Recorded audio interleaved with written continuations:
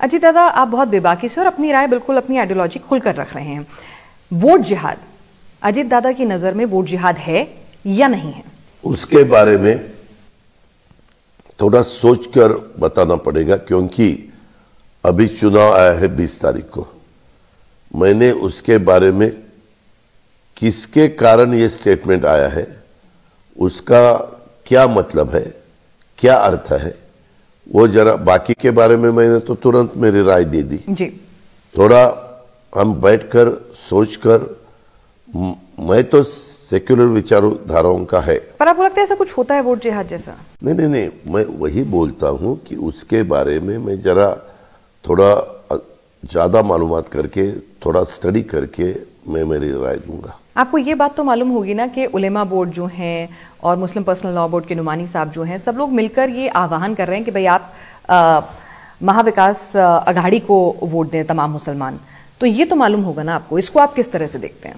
नहीं, क्या है, हमारे महाराष्ट्र में लोग ऐसे डेमोक्रेसी में पिनाक जी, हर एक को अपना अपना वोट देने का अधिकार होना चाहिए।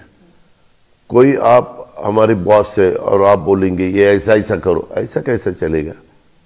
वो सोचेंगे ना क्या करना चाहिए क्या नहीं करना चाहिए। समझ में आया? लीडर लोग अपने अपनी तरफ से बताते हैं कि हमें क्यों वोट देना है, लेकिन जो बाकी के लोग रहते हैं उन्होंने किस एंगल से वो कहा है वो भी जरा देखना पड़ेगा। लेकिन अगर तमाम मुस्लिम जो संगठन हैं अगर इस तरह से एकजुट होकर अपील कर रहे हैं, निश्चित तौर पर नुकसान भी पहुंचाएगा आपको। और देवेंद्र फडणवीस कह रहे हैं जब वो इस तरह से अपील करेंगे एकजुट होकर, तो हमें भी फिर धर्म युद्ध का ऐलान करना होगा। देखो, कल मैं नजीमुल्लाह के मीटिंग पब्लिक रैली को गया था, वो सब वहाँ लोग थे, फिर हमारे मौलाना भी थे, बाकी के भी लोग थे, अपने जिशान सिद्दीकी के पब्लिक मीटिंग में गया था। हम उस एंगल से देखते हैं, हमारा सोच विचार वैसा चलता है।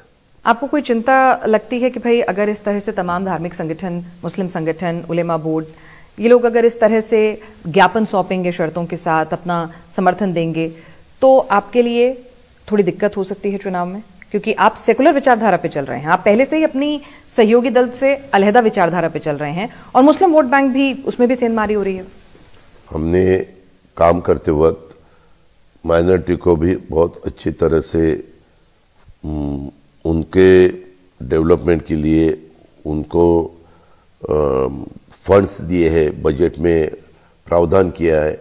हम सबको साथ लेके जाना चाहते हैं, ये मैं आपको क्लियर बताता हूँ।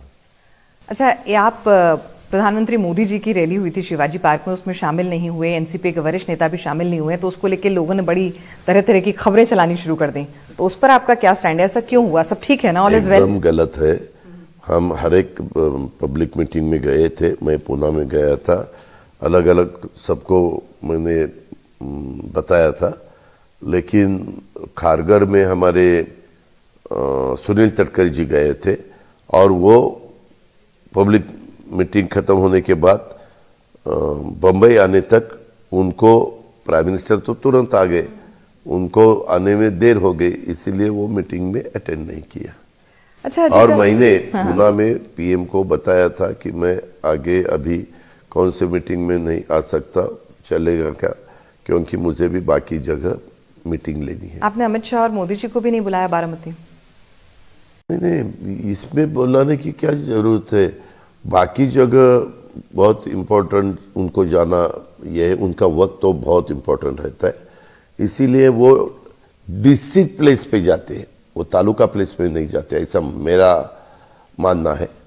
तो यहाँ पूना में एक रैली ली, वो पूना के सभी 21 विधायकों के लिए ली, तो हम उसमें मौजूद थे।